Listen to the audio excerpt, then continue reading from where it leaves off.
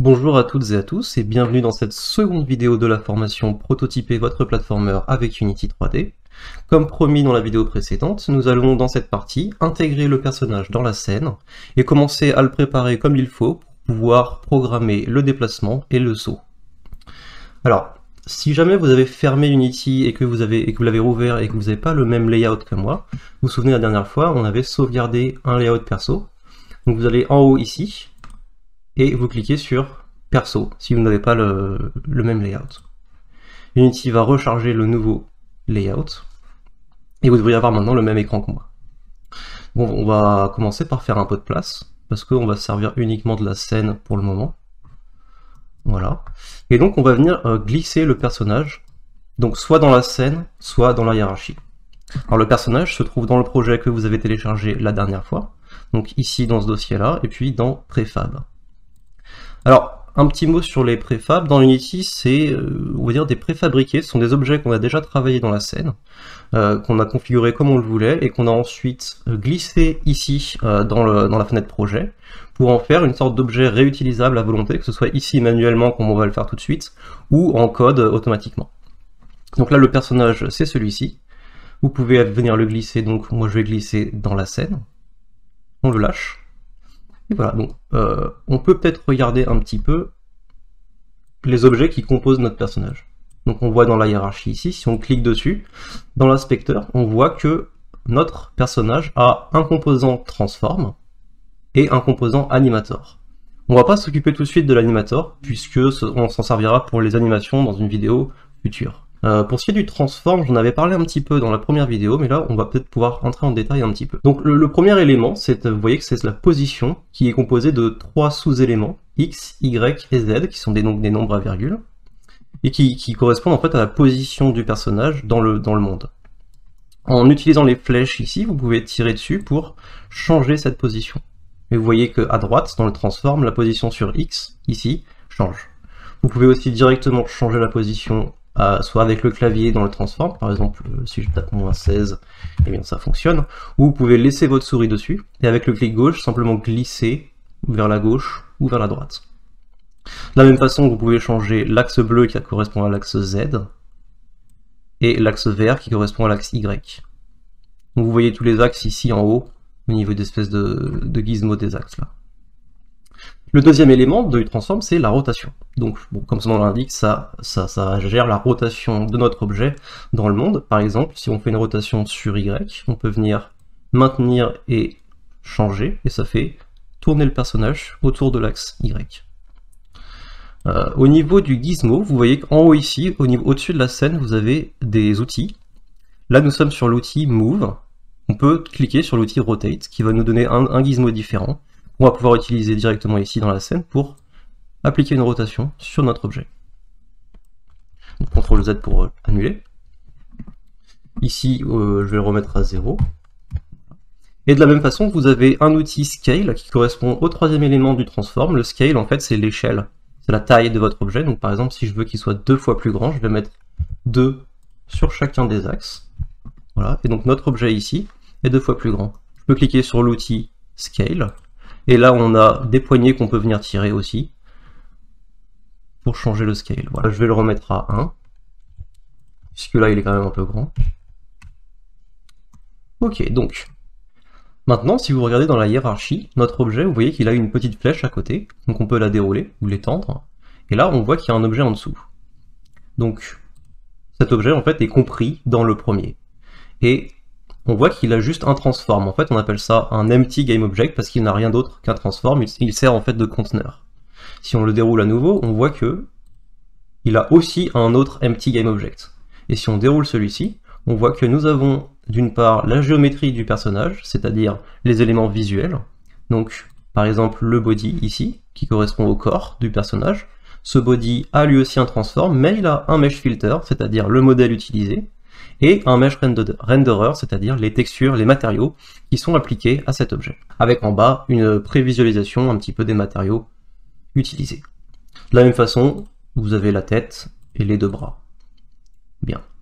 L'autre dossier, c'est le rig. Le rig, ça correspond au squelette logique utilisé, ou qui sera utilisé en fait pour les animations, mais on verra ça plus tard. Maintenant, vous pourriez vous demander à quoi ça sert de faire ça, de faire une espèce de sous-hiérarchie comme ça. En fait, c'est dans Unity, il y a la notion de parenté. Et donc le mieux pour vous expliquer l'intérêt de faire ça, ça va être de faire un petit exemple à côté. Donc moi je vais venir faire, disons, une sphère, ou alors plutôt une capsule. Voilà. Et je vais faire à côté un cylindre, comme ça. Et je vais venir dire que le cylindre, finalement, il est plus petit, par exemple pour 0,3. Et je vais venir le déplacer. Oups. Je vais venir le déplacer à peu près ici. Donc en fait, c'est par exemple si vous voulez... Là, je suis en train de prototyper un mini personnage. Voilà, donc imaginons ça, c'est son nez. C'est parfois pratique quand vous faites un petit jeu de faire un petit prototype comme ça. Donc là, vous voyez le personnage sur la capsule, et le nez, en fait, c'est en général à montrer la direction dans laquelle il regarde. Et donc là, par exemple, si vous voulez bouger le tout, eh bien, si vous voulez bouger la capsule, il va partir sans son nez. Et inversement, juste si vous bougez le nez, il va partir sans. Donc ce qu'on va faire, c'est qu'on va faire un autre objet, un conteneur, un empty, en faisant clic droit, create empty. Et ça, on va l'appeler, donc je ne sais pas, mon objet, on s'en fout. Peu importe, en fait. Et vous allez venir glisser la capsule à l'intérieur. Donc on va parenter la capsule à notre objet, et pareil pour le cylindre. Et cette fois-ci, si je bouge mon objet, vous voyez que tout bouge en même temps. Bien, parce qu'en fait, les objets qui sont sous le premier hérite de sa position dans le monde, avec un offset. Ici, vous voyez en fait que notre capsule a un offset relatif à l'objet racine. Donc pour faire ça, pour éviter d'avoir ça et que ce soit centré, on va simplement dire que la position ici, ça va être 0, 0, 0. Et pareil pour le cylindre. Alors du coup, il va me le mettre à l'intérieur. On va le remettre comme ça. Et voilà. Et donc ici, vous voyez que là, notre objet est centré. Ici, c'est la position dans le monde, la position qu'on appelle globale. Et à l'intérieur, c'est la position relative à l'objet racine. Et donc c'est la raison pour laquelle, quand on va bouger ce personnage, eh bien, tout bouge en même temps, que ce soit la tête, le corps ou les bras. Bien. Donc maintenant, la question qu'on va pouvoir se poser, c'est comment est-ce que je peux faire pour bouger mon personnage, pour qu'il se déplace? Et ben, on voit le transform, et une première idée, ce serait de dire, eh ben, je vais d'une manière ou d'une autre trouver le moyen d'accéder par le code à cette valeur ici, par exemple x, et lorsque j'appuie sur la touche Q, eh bien je vais retirer, là, je vais venir appliquer une valeur négative à x, et quand j'appuie sur D, je vais venir appliquer une valeur positive, ajoutée à x. Et là, effectivement, on aurait l'impression que le personnage se déplace. De la même façon, on peut faire pareil pour Z. On pourrait le faire se déplacer comme ça. Donc, ça, c'est la solution qu'on va utiliser, par exemple, pour les plateformes plus tard. Ici, on les fera se déplacer de cette manière-là. Et aussi pour les voitures qu'on voit sur le côté ou là-bas au fond. Mais pour le personnage, en fait, on va utiliser une autre technique qui met en jeu, en fait, qui utilise le moteur physique de Unity. Mais la première chose à faire, avant de configurer un petit peu la capacité de notre personnage à tirer profit de la physique de Unity, on va faire en fait ce qu'on appelle la séparation des préoccupations. Donc on va créer un objet vide, un de plus, et ce sera lui qui contiendra toute la logique de la programmation de la physique, et ce caractère-là, finalement, on va le glisser à l'intérieur, et lui, en fait, s'occupe uniquement de l'aspect visuel, donc les mèches, les textures, et lui, c'est sur lui qu'on va venir appliquer nos composants de code et de logique de manière générale. Donc pour avoir accès et tirer profit de la physique dans Unity, il faut un composant qui s'appelle le rigid body. Donc pour l'ajouter, on va simplement aller dans Add Component ici dans l'inspecteur, et on va venir taper dans la barre de recherche rigid. Voilà, rigid body, et donc on valide. Et là, un composant vient d'être ajouté. Avant toute chose, on n'oublie pas de réinitialiser ici pour que ce soit bien au centre de notre objet racine. Sinon, il va y avoir un décalage. Voilà. Hop, comme ça, c'est bien centré et il n'y aura pas de problème d'offset quand on va faire des calculs. Bien, donc le rigid body a été rajouté. On voit qu'il est composé de plusieurs éléments. On a la masse, qui correspond à la masse de l'objet. En fait, c'est simplement un nombre à virgule, qui est utilisé dans certains calculs de fonctions au niveau de la physique, donc on verra plus tard à quoi ça correspond, mais pour l'instant on va le laisser à 1. Vous avez le drag et l'angular drag, dont on ne va pas vraiment parler, on va les laisser telles quelles. Ensuite, on a use gravity, une checkbox, qui tout simplement, est-ce qu'on veut utiliser la gravité ou pas? Est-ce qu'on demande à Unity d'appliquer une force vers le bas, donc la gravité? Nous, dans notre cas, on va dire que oui, ça nous intéresse. D'ailleurs, on peut aller regarder la valeur de la force qui va être appliquée dans Edit, Project Settings, Physics, et ici, Gravity, vous voyez que sur Y, on a une force négative de 9,81, qui correspond d'ailleurs à la valeur de la gravité sur Terre. IsKinematic, on va le laisser tel quel. En fait, c'est pour dire à l'objet, je veux ne plus utiliser les éléments, ne plus être affecté par la physique. Donc il y a des cas d'utilisation dans lesquels ça peut être intéressant, mais nous on va pas le cocher. Ensuite, interpolate et collision détection, on va pas y toucher non plus, c'est très bien comme ça. Et on a des contraintes. Donc les contraintes, c'est pour dire, par exemple, et nous on va le faire, on va dire, je veux pas que y ait de physique qui permettent de faire une rotation autour de X. C'est-à-dire qu'on ne veut pas, par exemple, avoir ce type de comportement. Ça ne nous intéresse pas dans le jeu. Donc on va contraindre la rotation sur X. De la même façon, ça ne nous intéresse pas de tourner autour de Z, puisque nous on tournera uniquement autour de Y, et donc on va contraindre Z également. Voilà, donc maintenant si on regarde un petit peu qu'est-ce qui vient de se passer, je pourrais mettre le personnage un petit peu plus haut comme ça, et je vais pouvoir aller donc là-haut, au-dessus de la fenêtre game, et vous voyez il y a une petite flèche de lecture et de pause. Donc en fait simplement, si vous cliquez sur play, et ben ça va lancer l'exécution de notre jeu, ça va simuler l'exécution du jeu. Donc on peut tester. Donc j'appuie, j'attends, et là on voit que le personnage tombe. Mais par contre, il traverse le sol. Alors, pourquoi est-ce qu'il traverse le sol? Tout simplement parce qu'il n'a pas de consistance physique. Le rigid body, ça lui permet d'utiliser la physique du jeu. Maintenant, il faut lui donner ce qu'on appelle une boîte de collision, ou une hitbox, qui va lui permettre en fait d'avoir vraiment une consistance, de détecter les collisions. Donc on va faire ça, ça s'appelle dans Unity un collider. On marque collider, et vous voyez qu'il y a plusieurs types, les box collider, les capsule collider, les sphere collider, etc. Et nous, donc ce qu'on va faire, c'est qu'on se dit, notre personnage, il est plutôt en forme de capsule, et donc on va venir ajouter en fait un capsule collider. Là vous le voyez, il vient d'apparaître donc dans l'inspecteur ici, mais aussi dans la scène, on voit que c'est la petite sphère verte là. En fait, l'idée, ça va devenir de venir entourer notre personnage, englober le personnage avec cette capsule. Donc pour faire ces changements, on va simplement venir cliquer sur le petit bouton ici, Edit Collider, et là des petits points sont apparus autour de la sphère qui vont nous permettre en fait de modeler un petit peu cette boîte de collision. Donc on va faire ça grossièrement. Mais voilà, faut que ça englobe le personnage, puisque c'est ce qui va permettre de dire au jeu, voilà en gros la forme physique de mon objet. Pour le moment, je ne vais pas parler des autres composants, qui sont de toute façon, donc à part Trigger qu'on verra à la fin pour faire la zone de fin. Sinon les autres, c'est les placements un petit peu de notre collider qu'on a fait plus facilement avec le edit ici. Mais vous pouvez jouer avec ces valeurs pour voir ce que ça fait. Donc maintenant qu'on a finalement un collider, on va pouvoir relancer le jeu pour voir si ça fonctionne comme on le veut. Donc on lance, le personnage tombe et est arrêté par le sol. Alors pourquoi il est arrêté par le sol? Parce que le sol lui-même a déjà un collider. Si on regarde ici, donc là j'ai cliqué sur le sol, le ground, il a un collider. C'est nécessaire puisque si on veut qu'une collision soit détectée, il faut que un collider puisse, donc ici le sol, puisse entrer en collision avec un autre collider, donc ici le personnage. Et donc avec ça, nous sommes prêts en fait à commencer à créer notre premier script, puisque le personnage a été préparé correctement, nous avons la capacité d'utiliser le moteur physique, et nous avons un collider qui va nous permettre de ne pas traverser le sol. Donc je vais juste cacher tout ça. Et on va aller ensuite dans Game Up Platformer, et on va créer un dossier script. Alors moi je l'ai déjà, mais vous ne l'avez normalement pas.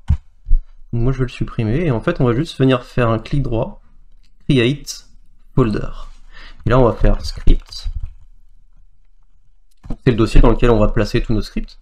On va aller dedans, et là pareil, on va faire clic droit, Create, C# Script. Et donc notre script, on va essayer de bien le nommer, et donc qu'est-ce qu'on va faire? En fait, on va faire le mouvement du personnage, donc on pourrait l'appeler Player Mouvement. Voilà.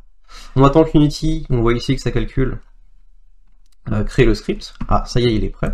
Donc on peut double-cliquer dessus, pour ouvrir donc Microsoft Visual Studio, qui sera donc notre IDE, notre interface de développement, dans le cadre de Unity en tout cas.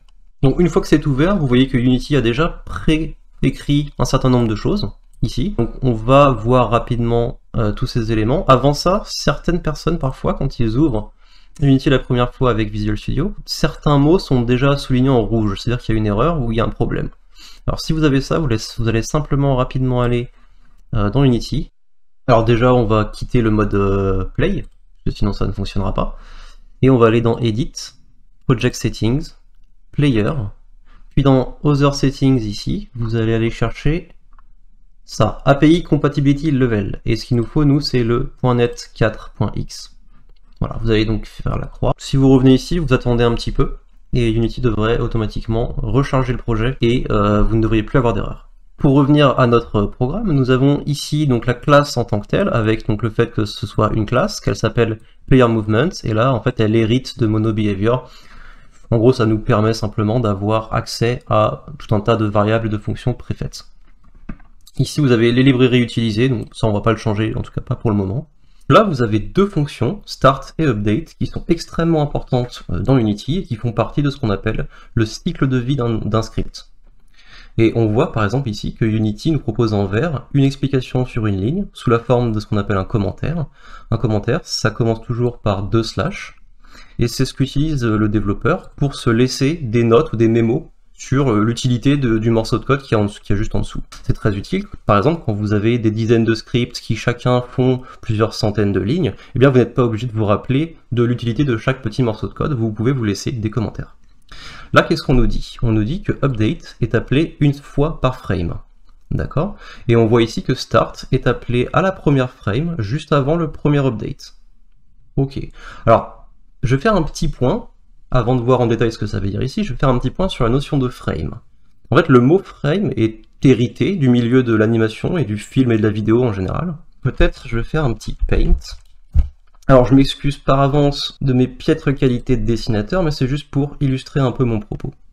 Donc, dans le milieu de l'animation du film en général, vous avez des artistes qui vont travailler sur une frame en particulier, c'est-à-dire une scène, une image qui a été préfaite. Là, imaginons, alors désolé, hein, imaginons que ça c'est un bonhomme qui court, voilà. Et ça, donc c'est une frame qui a été préparée, et puis vous en avez une autre ensuite, tac, et simplement, en fait, lorsque vous faites le rendu de votre film, eh bien vous allez aligner, vous allez enchaîner, donc typiquement ça va être 24 frames par seconde pour donner l'illusion du mouvement. Dans le jeu vidéo, c'est un petit peu différent. Pourquoi? Parce que le jeu vidéo, c'est un environnement dynamique. Vous avez des inputs, vous avez des objets qui doivent interagir entre eux, et donc vous n'avez pas une frame qui a été préfaite comme ça. Donc, si on prend cette frame, dans le jeu vidéo, la frame finale, ça va être ce qu'on appelle la frame de rendu. Hop, on va dire rendu. Et avant ça, eh bien, il y a tout un tas de calculs qui vont devoir être exécutés à chaque frame avant de pouvoir faire ce rendu. Et donc, finalement, toutes ces fonctions qui vont être exécutées font partie de ce qu'on appelle ce cycle de vie d'un script. Et par exemple, il se trouve que update, eh bien, c'est une fonction qui fait partie de ce cycle de vie. Il y en a plein d'autres, hein, qu'on verra au fur et à mesure d'ailleurs des vidéos. Si vous voulez voir exactement comment ça marche, vous pouvez aller cliquer sur Unity Execution Order. Et là, vous avez le graphique détaillé de tous ces événements qui sont appelés à chaque frame. On voit par exemple ici, tout en haut, Start. Start fait partie de la partie initialisation. Et on nous dit bien qu'il sera appelé une seule fois. Et vous avez ici Update, qui lui va être appelé donc à chaque frame. Alors je dirais même que dans le jeu vidéo, c'est encore plus compliqué que ça, puisque vous n'avez pas qu'un seul script, vous en avez plusieurs. Et donc cette frame de rendu, finalement, elle va être le résultat de plein d'objets qui chacun ont un script. Donc par exemple, on a celui-ci, et on pourrait en avoir un autre, et encore un autre. Et en fait, chacun d'entre eux va faire son petit cycle de calcul, il va venir aller participer, donc lui va venir ajouter ce qu'il concerne au rendu, et puis lui aussi, et etc. Chacun d'entre eux vont faire ça pour donner finalement la frame finale. Je vais rendre tout ça un petit peu plus concret en utilisant la fonction log de la classe debug. Alors si, par exemple dans start, je marque debug.log, en fait cette fonction va nous permettre d'afficher dans la console tout un tas d'informations qui vont nous permettre de débugger notre jeu. On s'en servira plus tard. Ici on va dire par exemple, je suis start. Voilà, point virgule à la fin. Et ici, je vais dire pareil, mais je suis update. Voilà. Et donc finalement, à chaque fois que la fonction start va être appelée, eh bien cette ligne ici va être exécutée et on devrait avoir dans la console je suis start. De la même façon, à chaque fois que la fonction update va être appelée, eh bien ça ci va être exécuté et on devrait avoir je suis update dans la console. Bon, alors la console, je ne vous l'ai pas présentée la dernière fois. Donc si on retourne dans Unity, on voit qu'ici, à côté de la fenêtre projet, vous avez l'onglet console. Si vous cliquez dessus, en fait, c'est ici que vont s'afficher je suis start, je suis update, ou tous les debugs que vous pourrez faire plus tard dans le code. Donc si on fait play maintenant, on attend, et là on voit que rien ne s'affiche. Pourquoi rien ne s'affiche? Parce qu'en fait, notre script ne fait pas partie de la scène. On l'a jamais glissé, et donc il est resté uniquement en tant qu'outil dans projet ici. Donc on va venir tout de suite le glisser ici dans player, dans l'inspecteur. Voilà, là on voit que le script a été ajouté en tant que composant donc custom, ici c'est nous qui avons créé ce composant, et cette fois-ci si on fait play, on devrait voir dans la console, je suis start et je suis update. Ici à droite, vous voyez 1, c'est-à-dire que ça a été exécuté qu'une seule fois. C'est normal puisque start ne s'exécute qu'une seule fois au début du jeu. Par contre, vous voyez ici que update est exécuté plein de fois par seconde, c'est normal puisqu'il est appelé à chaque frame. Donc voilà un petit peu la différence entre start et update. Alors vous, de votre côté, il est possible que vous ayez quelque chose qui ressemble plutôt à ça, c'est-à-dire plein de messages. En gros, le message je suis update crée une nouvelle ligne à chaque fois, mais on peut faire pour un petit peu que ce soit plus clair, on peut appuyer sur collapse. Collapse, ça va simplement rassembler tous les messages identiques sous une seule ligne, et ça va simplement vous dire ici à droite eh bien, le nombre de fois que ce message est apparu. Je vais quitter le mode play et on va pouvoir commencer à programmer notre classe player movement. Alors on a dit tout à l'heure que pour le déplacement on allait utiliser le rigid body. Et donc la première étape ça va être de dire à notre programme, de lui expliquer comment communiquer avec ce rigid body. Parce que pour l'instant il ne le connaît pas, ils ne se connaissent pas entre eux.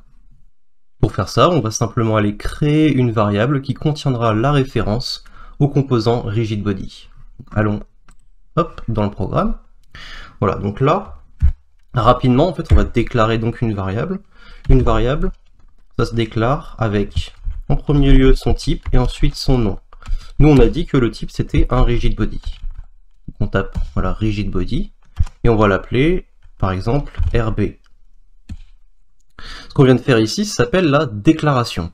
On vient de dire à notre ordinateur, écoute, réserve-moi dans ta mémoire vive, dans la RAM, un espace qui va contenir un objet de type rigid body et qui aura pour nom, pour étiquette, RB. Mais pour l'instant, cet espace est vide, il va falloir l'initialiser. Alors on va juste enlever avant ça les debugs parce qu'on n'en a plus besoin. Voilà, et également les commentaires, parce qu'on a compris. Voilà. Cette initialisation, on va la faire dans Start, parce qu'on n'en a besoin qu'une seule fois, ensuite, a priori, le rigid body ne va pas changer de référence. On va venir faire RB égale getComponent. Vous voyez l'autocomplétion vous le propose, on dit oui. Les chevrons, et dans les chevrons, il nous demande le type. Donc nous, on va vouloir récupérer un rigid body. Et bon, la syntaxe fait qu'on a besoin de parenthèses, et on finit toujours une instruction par le point virgule. Ce qu'on vient de faire ici, donc, c'est initialiser la variable RB, c'est venir lui dire tu vas être égal à la référence rigid body que tu trouves grâce à getComponent. GetComponent, en fait, va venir au niveau de l'objet sur lequel le script est attaché, chercher un composant qui serait de type rigid body. Une fois qu'il l'a trouvé, il va prendre sa référence et la stocker donc dans notre variable ici RB. À partir de ça, on va pouvoir commencer à utiliser donc notre rigid body. Mais avant ça, il va falloir qu'on récupère les inputs, c'est-à-dire il faut qu'on sache si le joueur a appuyé sur une touche ou pas. Dans Unity, on peut configurer ce qui s'appelle des axes, qui sont des structures qui contiennent un nom par lequel on accédera à cet axe, une touche qui sera associée à la valeur négative -1, et une touche qui sera associée à la valeur positive 1. Donc dans notre cas, par exemple, on pourrait dire que notre déplacement horizontal, eh bien on l'appellera horizontal. La touche négative, c'est-à-dire quand on veut aller à gauche, eh bien on dira que c'est Q, et la touche positive, on dira que c'est D, pardon. Et donc quand on va appuyer sur Q, eh bien l'axe nous renverra -1. Quand on va appuyer sur D, l'axe nous renverra 1. Et quand on appuiera sur aucune touche, l'axe nous renverra 0. De la même façon, on va configurer un autre axe pour le déplacement vertical, qu'on va appeler vertical. Et une touche négative reculée qui sera donc S, et une touche positive Z.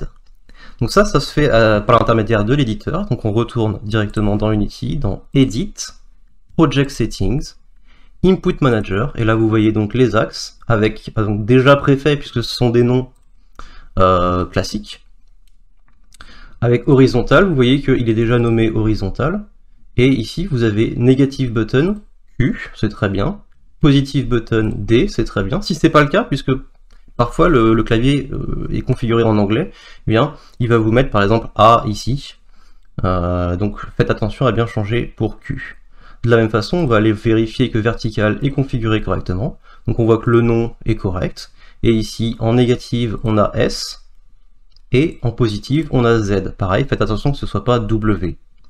Moi ici, c'est correctement configuré. Donc on va pouvoir revenir maintenant dans le code et appeler un petit peu, stocker la valeur qui est renvoyée par cet axe.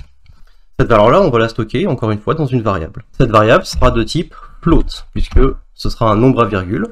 Et donc, on va faire une variable pour vertical, et puis une variable pour horizontal. Et bien maintenant, là, on vient de faire la déclaration, et comme tout à l'heure, il va falloir l'initialiser. Et on va faire ça dans Update. Pourquoi dans Update? Puisqu'on veut pas que ça se fasse qu'une seule fois, on veut qu'à chaque frame, on puisse récupérer si oui ou non, le joueur est en train ou pas d'appuyer sur une touche. Donc on va dire que vertical, c'est égal à, et donc là on va utiliser la classe input de Unity, point, getAxis, on va récupérer un axe, lequel, eh bien on va lui donner le nom qu'on veut. Ici on veut par exemple, donc vertical, on veut vertical. Hop. Et voilà. De la même façon, on va initialiser horizontal, horizontal est égal à input.getAxis, horizontal, horizontal. Et l'idée maintenant, ça va être de donner ces variables à notre rigid body pour qu'il puisse effectuer un déplacement. Donc si on fait RB point, ici vous voyez qu'il y a pas mal de composants qui sont proposés.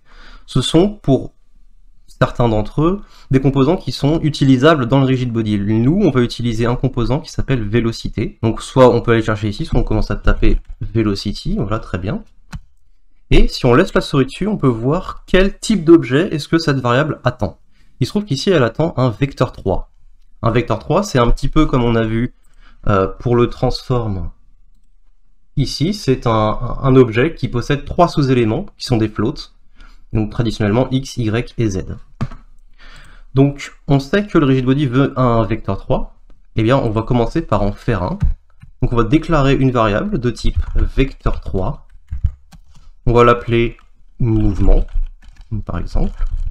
Et on va dire qu'elle est égale donc à un nouveau vecteur 3. Donc là, c'est la syntaxe, hein, c'est comme ça. Et le vecteur 3, donc, a besoin de 3 valeurs qui sont x, y et z.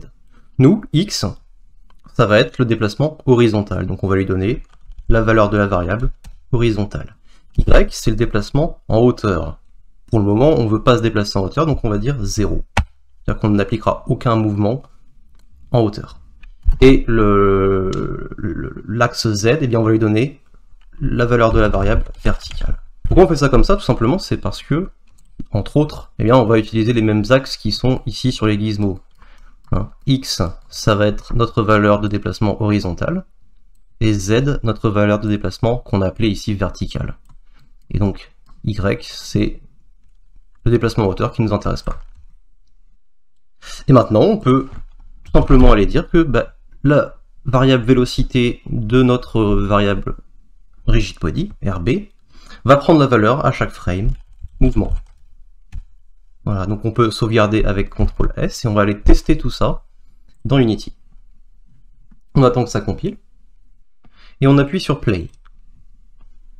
Ah, alors on voit un comportement ici qui est quand même assez étrange. Le personnage a l'air de tomber très lentement par rapport à d'habitude. Et si on teste un petit peu donc nos touches, si j'appuie sur Z, on voit qu'il commence à avancer. c'est très lent, mais il avance. Si j'appuie sur S, il recule. Si j'appuie sur D, il va vers la gauche. Et si j'appuie Q, pardon, il va vers la gauche. Et si j'appuie sur D, il va aller vers la droite. Bon. Première chose qu'on va regarder, c'est pourquoi déjà il tombe aussi lentement. Donc on quitte le mode play et on va aller regarder notre code. Qu'est-ce qu'on dit ici? On lui dit, à chaque frame, la vitesse que tu vas avoir sur Y, c'est 0. Sauf qu'il ne faut pas oublier que tout à l'heure, on avait dit au rigid body qu'il fallait appliquer une gravité. Et la gravité, c'est une force sur Y qui était de 9,81 en négatif. Donc là, il y a contradiction, il y a un problème. Et donc ça ne nous va pas du tout, ça. Donc ce qu'on va faire, c'est qu'on va aller choisir plus précisément les composants qu'on souhaite mettre eh bien, dans ce mouvement. Et pour faire ça, on va simplement ici dire, en fait, ça va être un nouveau vecteur 3, où sur X, eh bien, on va prendre la valeur de mouvement .x, c'est-à-dire le sous-composant X de notre vecteur 3 mouvement. Sur Y, par contre, on va lui dire, je veux pas 0, je veux le mouvement que tu avais déjà. Et donc là, tout simplement, on va venir faire rb.vélocité, .y, c'est-à-dire qu'on va garder la valeur sur Y qu'il est en train d'avoir. Et on va appliquer aucun changement là-dessus. Et sur Z, eh bien, on va venir chercher la valeur de Z de mouvement. Voici si on fait CTRL S et qu'on revient sur Unity. Encore une fois, on attend que ça compile, et on va faire play. Et cette fois-ci, le personnage normalement devrait tomber, voilà, comme tout à l'heure. Donc là, ça va très bien. Si j'appuie sur Z, par contre, c'est toujours très lent. Et de la même façon, Q et D, ça marche, mais c'est lent. On va peut-être commencer par régler d'abord ça. Qu'est-ce qu'on pourrait faire? On sait que notre input.getAxis, ça nous donne une valeur entre -1 et 1. C'est-à-dire que ici, quand j'appuie par exemple sur Z, eh bien, j'avance de 1 unité. C'est pas assez rapide, donc on va venir appliquer en fait un coefficient multiplicateur qu'on va créer en tant que variable, comme ça on pourra le modifier. Donc ça va être une float qu'on va appeler vitesse. Voilà. Et donc on va simplement aller multiplier mouvement.x par ce coefficient, et de la même façon, mouvement.z par ce coefficient. Alors, on pourrait dire vitesse ici dans start au tout début, on pourrait lui donner une valeur préfaite, on pourrait dire, bah, par exemple, c'était égal à 4. Et si on sauvegarde, on peut tester. Et c'est déjà un peu mieux. Mais moi ça me plaît pas vraiment et j'aimerais bien pouvoir en fait le modifier directement depuis l'inspecteur. Vous voyez par exemple ici le rigid body, bah, il a des champs qui sont exposés. Pourquoi est-ce qu'on ne pourrait pas faire la même chose avec notre champ vitesse? En fait on peut, il va falloir changer la visibilité de cette variable vitesse. Et pour faire ça, on va simplement lui dire qu'elle est publique. Public, ça veut simplement dire que la variable est accessible depuis l'extérieur. Par définition, les variables, par défaut, pardon, les variables sont privées. Donc ici, le fait de n'avoir rien mis, ça veut dire qu'elle est privée. C'est équivalent au fait de dire private. C'est la même chose de ne rien mettre et de mettre private. Et maintenant, si on sauvegarde et qu'on revient dans Unity, on attend que ça compile et on devrait voir apparaître dans notre composant un champ vitesse qui ici a une valeur de 0. Et par exemple, si je veux dire que 4 ça ne m'allait pas, je vais mettre 6. Et si je fais play, on avance. Je trouve ça encore un peu lent. Et donc on peut changer directement ici pour faire... Ah, il s'est initialisé à 4. Pourquoi? Parce que dans le start, eh bien, il a changé la vitesse comme on lui avait dit de le faire en fait. Alors on va changer ça juste après, mais déjà on va tester un nombre qui nous convient. Et donc on peut le faire directement pendant que c'est en train de tourner. Pour faire des tests, c'est très pratique. On pourrait dire par exemple 8. Et là 8, moi ça me convient, c'est dynamique, c'est correct. Donc si j'arrête de faire play, on voit qu'il est revenu à 6, parce que vous pouvez faire des changements pendant que le jeu tourne, mais ils ne vont pas être sauvegardés. Ça permet de faire des tests sans avoir peur de tout casser. Donc, première chose, on va mettre 8 ici, parce que ça nous convient. Et on va aussi retourner dans le script pour enlever ça, parce que sinon eh ben, la valeur sera initialisée à 4. On l'enlève. Là, la programmation du déplacement est presque terminée, mais il reste encore un problème que vous avez peut-être remarqué, et qui est lié en fait à la géométrie, aux mathématiques. Et on va voir ça tout de suite. Hop. Si je vais que vers le haut, ça va bien. Si je vais que vers le bas, ça va bien. Maintenant, si je fais une diagonale, je sais pas si ça se voit, peut-être je vais baisser la vitesse. Je vais la mettre à 5. Là, vous voyez, ça se voit plus quand je fais le changement. Eh bien, la vitesse n'est pas la même selon qu'on aille en diagonale ou sur un seul axe. Alors, une petite explication de pourquoi c'est le cas. Imaginez que vous avez un vecteur, ici donc ça va être notre vecteur vertical, et puis un autre vecteur, donc ici ça va être notre vecteur horizontal. Et maintenant, imaginez que vous appuyez à la fois sur Z et D. Donc vous avez, sur X, on a donc la valeur 1, et puis sur Z, on va aussi avoir la valeur 1. Et si on calcule la norme de ce vecteur, c'est-à-dire la taille qui est là, eh bien notre vecteur donc 1, 0, 1, sa norme, ça va être la racine carrée donc de x au carré plus y au carré plus z au carré. Donc cette norme en fait va être égale à la racine carrée de 2, c'est-à-dire en gros 1,6. Ce qui veut donc dire que lorsqu'on appuie que sur D, eh bien on aura x égale 1, y égale 0, z égale 0, ce qui nous fera une norme de 1. Mais si on appuie aussi sur z, eh bien on aura une norme de 1,6, ce qui fait que le vecteur sera plus long et plus grand, et donc le déplacement eh bien, sera légèrement plus rapide. Donc ce qu'on va faire, c'est ce que ça s'appelle la normalisation. Et la normalisation, ça va juste venir dire, je veux tronquer un petit peu mon vecteur pour le normaliser, faire en sorte qu'il ait une longueur de 1, mais tout en gardant la direction de ce vecteur. Alors vous pouvez vous amuser à le faire mathématiquement, c'est pas très compliqué, mais Unity a une fonction préfaite qui permet de faire ça. Et donc si on revient un petit peu dans notre code, tout simplement on va aller chercher notre vecteur mouvement ici, et vous voyez donc c'est celui que j'avais dessiné sur Paint, avec horizontal et vertical, et tout simplement on va venir faire point normalized. Voilà. Et donc là le vecteur est normalisé, et si on sauvegarde et qu'on teste, eh bien on ne devrait plus avoir de différence selon que l'on aille en diagonale ou pas. Je vais revenir à une vitesse de 5 pour que ce soit plus clair. Si je vais en bas, en diagonale, en bas, vous voyez qu'il n'y a pas de différence notable. Donc on a fini la partie déplacement pure. Maintenant, ce qui serait intéressant, c'est de faire en sorte que le personnage, eh bien, il se tourne en fait dans la direction où il aille, parce que là, c'est un petit peu robotique. Il a l'air un peu bloqué, et donc ce qu'on va faire, c'est que quand on va sur la gauche, eh bien, on aimerait bien que le personnage se tourne vers la gauche, de la même façon quand il va vers la droite, qu'il se tourne vers la droite, etc. Donc en revenant sur le script, on va dire que cette partie-là eh bien, concerne le déplacement, et là on va attaquer une partie qui concerne la rotation. Le premier élément dont on va avoir besoin, ça va être de récupérer la direction dans laquelle on est en train d'aller. Donc pour ça, on va récupérer dans un vecteur 3, à nouveau, vecteur 3, on va l'appeler desired direction, et on va dire qu'il est égal donc à un nouveau vecteur 3, dont la valeur sur x sera bien celle de notre rigid body, sur sa vélocité. La valeur sur y nous importe peu, puisque nous, ce qui nous intéresse, c'est la direction sur le plan xz. Donc y, on va mettre 0, et donc on va récupérer pareil sur z, velocity.z. Dans Unity, on a ce qui s'appelle les quaternions, qui sont des structures un peu complexes, mais qui vont nous permettre de travailler avec les rotations proprement. Et pour créer la rotation qu'on désire, eh bien on va simplement faire donc une variable de type quaternion, qu'on va appeler par exemple rotation, et on va dire que cette variable va être égale à quaternion.look rotation. Et look rotation a besoin d'un paramètre qui est un vecteur 3 forward, et qui va créer une rotation avec le vecteur forward spécifié. Et dans notre cas, donc on va lui mettre desired direction. Et cette rotation qu'on vient de créer, eh ben on va simplement venir l'appliquer à notre transform.rotation. De cette manière. Alors ici, attention, cette rotation correspond à ce quaternion-là, ou cette variable-là.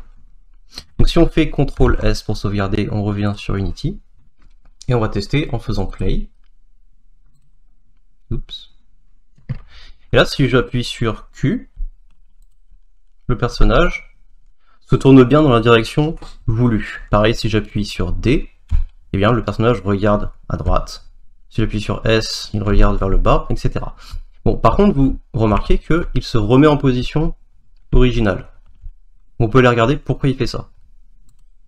Quand vous avez un doute sur le fonctionnement d'une fonction ou un comportement qui vous paraît étrange ou inhabituel, c'est toujours une bonne idée d'aller regarder la documentation officielle de Unity. Donc c'est ce qu'on va faire pour cette fonction look rotation. On va aller appuyer Unity look rotation. Et donc là, vous avez donc l'API, la documentation Unity, qui va vous expliquer comment fonctionne cette fonction. Et il se trouve ici que si on regarde, eh bien, la fonction retourne identité si forward ou upward ont une magnitude de 0. Identité, en fait, c'est une rotation, c'est la rotation basique 0, 0, 0, c'est-à-dire pas de rotation. Ça ressemble un petit peu à ce qu'on a, puisque nous, quand on arrête d'appuyer sur quoi que ce soit, eh ben, on retourne à une rotation nulle, entre guillemets. Et donc ici, on peut aller voir, notre forward vector, c'est desired direction. Desired direction, il est égal à rb.velocity.x et z, et là 0. Et ben, quand on appuie sur rien, il se trouve qu'ici, on va lui envoyer 0, 0, 0. Or, un vecteur 0, 0, 0 a une magnitude eh bien, de 0. Et donc, comme nous le dit la documentation, eh bien, la fonction va nous retourner la rotation identité, ou la rotation nulle. Pour pallier à ce problème, on pourrait simplement lui demander de faire une vérification avant de calculer cette rotation et de l'appliquer, de bien vérifier que la magnitude n'est pas 0. Donc il a plusieurs façons de faire ça. Mais nous, on va faire une conditionnelle avec un if, et on va lui dire si la desired direction est différent de vector3.0, qui en fait est un raccourci dans Unity pour dire new vector3 0, 0, 0. Et bien là, on va mettre les accolades, et on va venir donc copier ce code-là à l'intérieur.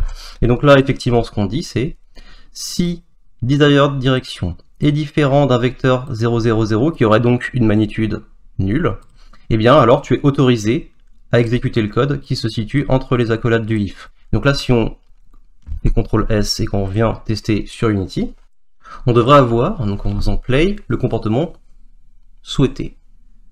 J'appuie sur Q, le personnage reste bien dans la direction dans laquelle il regardait. Pareil, si j'appuie sur D, il reste droite. Si je vais en diagonale, eh bien il regarde en diagonale, etc. Donc ça fonctionne correctement. Je vais baisser un petit peu la vitesse ici parce que le feeling est pas mal, mais c'est pas facile c'est un peu trop rapide pour voir un peu les problèmes et travailler sur le déplacement. Donc là, il y a plusieurs choses qui me vont pas.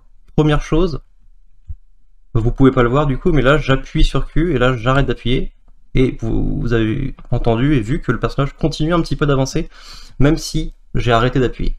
Par exemple là j'appuie, j'arrête. Et là, il a continué un petit peu. Donc ça me va pas trop, surtout dans un jeu de plateforme, ce sera pas très pratique. Donc on va revenir dans le code.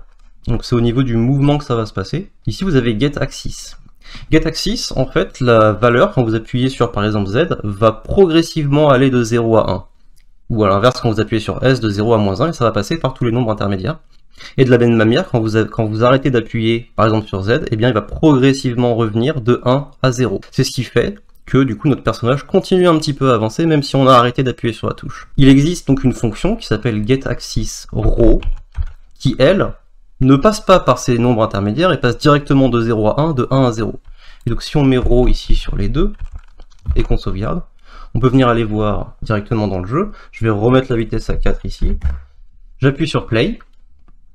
Et donc là on va pouvoir voir que j'appuie sur D, j'arrête, c'est immédiat. Pareil Q, j'arrête. Ok. Donc ça fonctionne très bien. Le deuxième problème, c'est la vitesse de la rotation. Vous voyez que là, si je fais un 180, je vais droite, gauche, c'est instantané.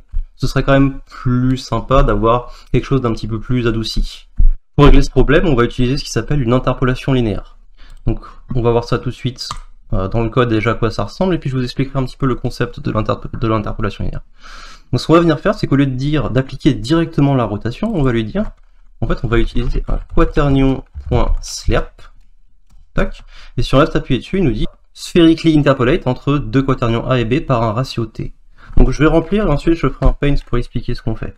On va en fait partir de notre rotation actuelle, donc transform, je fais une faute, transform.rotation, c'est la rotation qu'on a.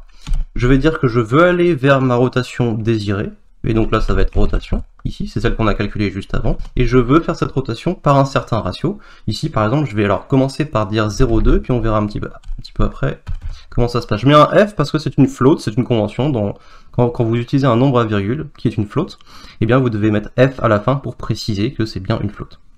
Donc pour expliquer un petit peu comment ça fonctionne une interpolation linéaire, on va donc utiliser paint, je vais effacer tout ça, et puis donc on va faire un exemple un petit peu similaire à ce qu'on a, on va avoir un point de départ, un point d'arrivée, et puis entre les deux, on va avoir un ratio je vais le mettre en noir.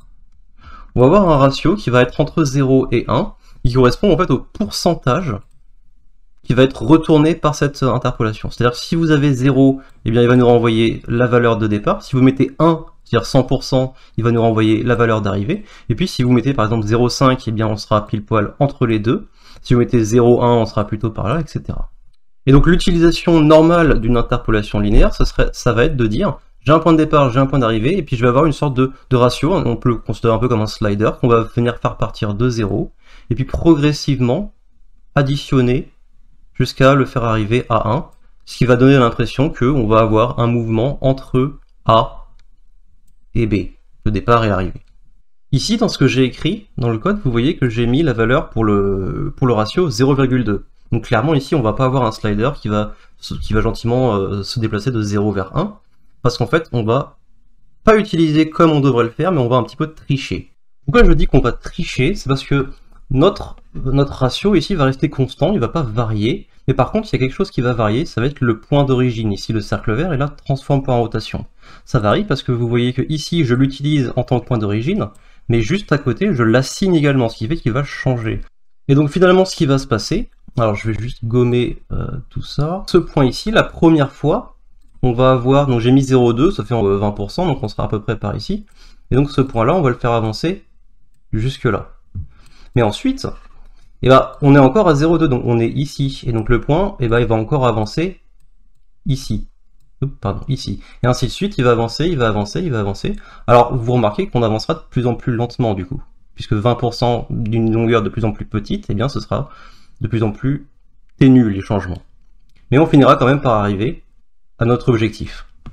On va tester ça tout de suite sur Unity. Par contre, 0,2, c'est quand même trop rapide. On va plutôt mettre 0,02, qui va être un nombre un petit peu plus réaliste. Donc là, si je sauvegarde et que je vais tester dans Unity, alors le personnage donc se pose, et là si je fais D, et on voit que la rotation, pour le coup, est peut-être un peu lente. Donc on va faire comme tout à l'heure, en fait on va aller faire une variable, on va appliquer un coefficient qui nous permettra de tester directement dans le jeu la vitesse qu'on veut. Donc hop, ici on va faire une float, qu'on va rendre publique aussi pour pouvoir la modifier. Public float, et on va l'appeler vitesse rotation. Et je vais simplement aller multiplier mon ratio par cette vitesse donc de rotation. Je sauvegarde, je reviens, et on lance.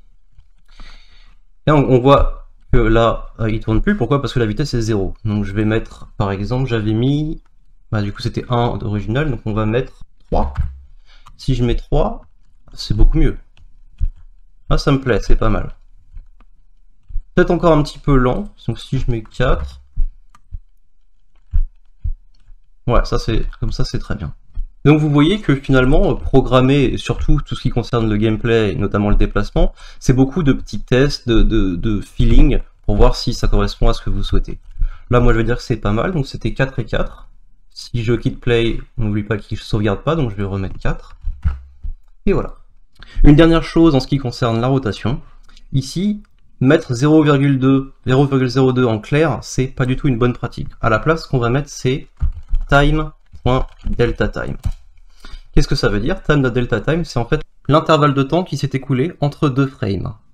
Pourquoi c'est important de prendre en compte cette notion d'intervalle de temps qui s'est écoulé entre deux frames? C'est parce que, par exemple, imaginons que pendant une seconde, votre jeu tourne à 60 frames par seconde et que à chaque frame, vous faites une rotation de 1 degré.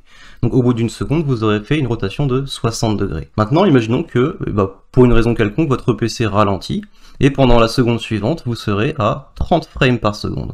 Et cette fois-ci, vous ferez une rotation de seulement 30 degrés, ce qui veut dire que entre les secondes, vous aurez des rotations qui seront différentes, et ça c'est lié à l'intervalle de temps qui va s'écouler entre deux frames. Pour adoucir un petit peu tout ça et faire en sorte que ce soit fluide, on va utiliser time.deltaTime qui va permettre une rotation qui sera constante et fluide, peu importe votre framerate. On peut maintenant passer à la dernière étape de la vidéo, c'est-à-dire le saut. Alors, je vais faire une petite section ici, saut. Et comme tout à l'heure pour le mouvement, il va falloir dans un premier temps qu'on récupère l'input. On veut savoir si le joueur est en train d'appuyer sur la barre espace ou pas. À la différence par contre de tout à l'heure, ça ne nous intéresse pas d'avoir une valeur positive et négative, puisque on veut juste vraiment savoir si, est-ce que c'est vrai que le joueur a appuyé sur la barre ou pas, il n'y a pas de notion de -1 ou de 1. Et il se trouve qu'on peut configurer un axe de Unity pour récupérer cette valeur. Donc si on va chercher dans Edit, comme d'habitude Project Settings, Input Manager, et là vous voyez qu'il y a un jump. Alors il y en a deux en fait, si vous voyez plus bas il y en a un autre, mais nous on va prendre le premier. Et donc le nom c'est jump, et la valeur ici ça va être la barre espace. Vous voyez qu'il n'y a pas de positive, négative, ou en tout cas il n'y a pas de négative parce que ça ne nous intéresse pas. Donc c'est configuré correctement. Maintenant si on revient, eh bien on a dit que c'était une boule, donc on va faire, ou un booléen, on va l'appeler so par exemple, et so va être égal, encore une fois, à input, sauf que cette fois-ci c'est plus get axis, c'est get button down. Alors vous voyez qu'il y en a plusieurs. Get button down, c'est quand on appuie sur la touche. Get button up, c'est quand on relâche la touche. Et get button, c'est l'intermédiaire entre les deux quand on reste appuyé sur la touche. Nous, ce qui nous intéresse, c'est quand on a appuyé sur la touche, donc on va prendre down. Et il nous demande, comme d'habitude, le nom de l'axe. Et bien on a vu qu'il s'appelait jump. Et donc on met jump. Là, on a récupéré le booléen. Est-ce que le joueur appuie sur la touche ou pas? Et ça ressemble un petit peu, on peut faire une condition, on peut faire un if. Si eh bien, le joueur appuie sur la touche, donc si so, qui est donc la valeur de ce booléen, alors on va exécuter le code de so. Pour faire sauter notre personnage, on va utiliser une autre fonction du rigidbody, donc qui ne sera pas vélocité ici, mais qui sera addForce. Donc on va faire vrb.addForce, et si on met les parenthèses, on peut voir qu'il nous demande une force. Nous, on va vouloir que le personnage, quand il veut sauter, eh bien, on va lui appliquer une force vers le haut. Donc on va faire vector3.up, qui est en fait encore une fois un raccourci qui voudrait dire new vector3 0 1 0. Donc le 1 est sur l'axe Y. Et on va lui dire que, parce qu'il existe plusieurs modes de force, et nous ce qu'on va utiliser c'est l'impulsion, puisque on veut une force qui s'applique instantanément sur notre personnage. Donc on va faire force mode.impulse. Vous voyez il y en a 4, et nous c'est impulse qu'on veut. Voilà. On va enregistrer et on va tester. Je vais rapidement descendre le personnage, comme ça on n'aura plus à attendre qu'il tombe à chaque fois qu'on veut tester. Voilà, à peu près. Et là je fais play. On peut toujours se déplacer évidemment. Et si je fais saut, ah, alors c'est très très faible, mais ça fonctionne.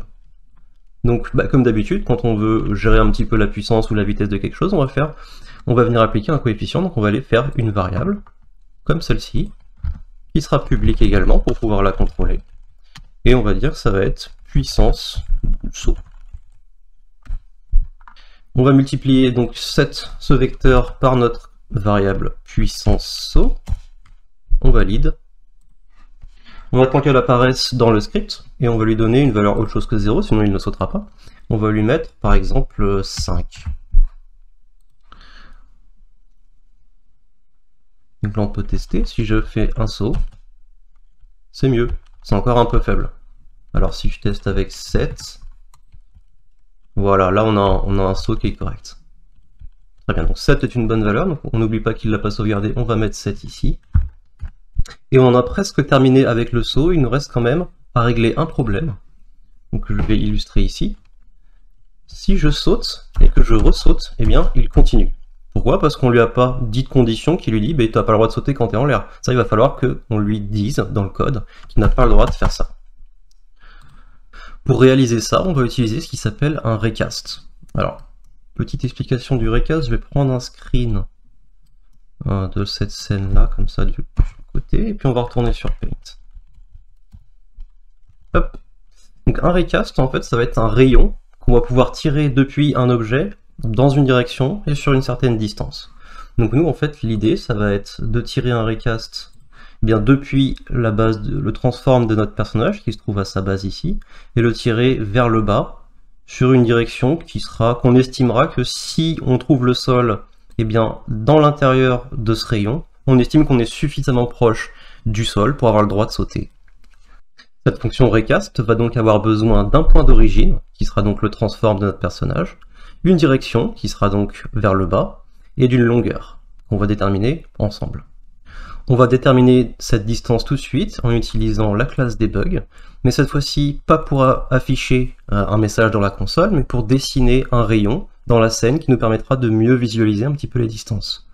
Donc si je marque debug, point cette fois-ci donc pas log, mais draw line. Nous allons dessiner une ligne, et cette ligne prend un vecteur d'origine, donc nous c'est le transform.position, un vecteur d'arrivée, donc on va dire que c'est le transform.position, plus le vecteur .down, c'est-à-dire le vecteur qui va vers le bas, 0, moins 1, 0. Et on va lui donner une couleur, moi je vais le mettre en rouge. Si là je sauvegarde et que je retourne sur Unity pour tester, on voit qu'il y a bien un rayon au niveau de la scène ici qui s'affiche, qui part du bas du personnage et qui va vers le bas sur une distance ici de 1. Et on voit que c'est un peu trop grand puisque finalement ça traverse beaucoup trop le sol. Donc on va venir réduire cette distance et on va tester avec 0,8. Donc on va simplement ici multiplier par 0,8, ce qui nous fera donc 0, moins 0,8, 0. On va tester. Là ça traverse encore un petit peu, mais c'est pas plus mal, c'est pas énorme non plus, ça permettra d'avoir une certaine marge de manœuvre. Ce sera plus agréable au niveau du gameplay. Donc on va garder cette valeur, et on va revenir donc dans le script. On supprime ça, puisque maintenant on sait qu'on veut 0,8. Et donc on va utiliser la fonction physics.raycast. Donc on va rajouter une condition ici, on va dire, il faut non seulement qu'on appuie sur la touche espace, mais il faut aussi que le sol soit suffisamment proche. C'est-à-dire qu'il faut que ce rayon-là qu'on est en train de créer, qui démarre à transform.position, qui va vers le bas sur une distance de 0,8, eh bien on veut que ce rayon intercepte le sol dans cette distance. Et à ce moment-là, on considérera que nous sommes suffisamment proches pour avoir le droit de sauter. Maintenant, il manque encore en fait un paramètre qui s'appelle un layer mask. Et un layer mask, ça va simplement venir dire à notre rayon d'ignorer certains aspects, certains layers du jeu, et pour se concentrer uniquement sur les objets qu'on veut. Nous, on va vouloir lui dire tu ne considéreras qu'il y a une interception que si l'objet c'est le sol. Et pour ça, on va utiliser donc un layer mask, et on va tout de suite faire une variable public. Donc le type ce sera layer mask, et on va l'appeler layer mask. Voilà. Et on va donc venir rajouter ce layer mask ici dans notre raycast. Et voilà, attention à ce qui est bien les deux parenthèses ici à la fin, puisque ici c'est une fonction donc qui a besoin de ces deux parenthèses, et le if aussi. Voilà. Donc on va venir sauvegarder et on va configurer un petit peu les layers, le layer mask et toutes ces choses-là dans Unity. Donc si vous cliquez sur Player, vous voyez que le Player Movement maintenant a un nouveau champ, qui est donc notre layer mask, et ce champ nous permet de choisir eh bien, les layers qui seront affectés par le rayon. Il se trouve que nous, on va en créer un perso, donc on va aller ici en haut dans Layer, Edit Layer, et on va créer un qui s'appellera par exemple Ground. Et on retourne sur Player et on va lui dire le rayon ne touchera que Ground. Oups, que Ground. Voilà. Et maintenant il faut dire au sol qu'il fait partie en fait du layer Ground. Donc on va venir cliquer ici dans la scène, oups, sur le sol, et on va dire que ici donc dans son GameObject, pour l'instant son layer c'est défaut. On va venir cliquer dessus et lui dire qu'il fait partie de Ground. Ici on va changer également tous ses enfants, tous les objets qui sont parentés à lui, et on va dire oui. Cette fois-ci, si on teste, eh bien, si j'essaie de sauter une fois, ça fonctionne. Si j'essaie de sauter plusieurs fois, donc tac, tac, ça ne fonctionne plus. Donc c'est parfait, c'est exactement ce qu'on voulait, on peut sauter une seule fois, même si on appuie sur la touche espace en boucle. Évidemment, il va falloir maintenant configurer l'ensemble des plateformes qu'on considère comme étant le sol. Donc on avait ici cette plateforme-là, on va dire que ça, on aimerait bien que ce soit du sol, qu'on puisse considérer comme étant une plateforme, et donc pareil, on va venir le sélectionner, et lui dire que maintenant son layer c'est Ground. Oui. On vérifie ici aussi, pareil, ça va être Ground. De la même façon, ça va être du Ground. Ça aussi. Là. Yes. Les tuyaux, on va dire que oui aussi. Alors ici, il y en a plusieurs, donc on va maintenir CTRL pour sélectionner tous les tuyaux. Voilà, ce sera plus simple. Et ground. Et enfin, alors il y a aussi cette plateforme-là. Celle-ci, et pareil, on maintient CTRL pour sélectionner les deux là, et puis celle du fond également. Et on va faire ground. Voilà, donc c'est terminé. Et maintenant, si on essaye de sauter sur la plateforme d'en face, qu'on peut faire maintenant, donc ici, ça fonctionne. Je vais là-bas. Hop, est-ce que ça marche? Ouais. Et ici, est-ce que je peux sauter? Oui. Est-ce que si je continue à sauter, bon, ça marche comme on veut? Très bien, donc bon, vous pouvez vérifier, mais ça marchera sur toutes les plateformes. Voilà, c'est déjà la fin de cette vidéo. On va juste rendre ça un petit peu plus clean, hop, pour avoir plus de visibilité. On quitte le mode play évidemment. On va également sauvegarder la scène. Ici, vous voyez qu'il y a une petite étoile. En fait, ça veut dire que la scène n'est pas sauvegardée. Donc on fait CTRL S. La scène a été sauvegardée. On peut aussi aller dans File, ici, et faire Save. Et on va également en profiter pour sauvegarder le projet en faisant Save Project. Je vous retrouve donc dans la prochaine vidéo où nous programmerons le mouvement de la caméra de manière à ce qu'elle suive le personnage tout le long du jeu.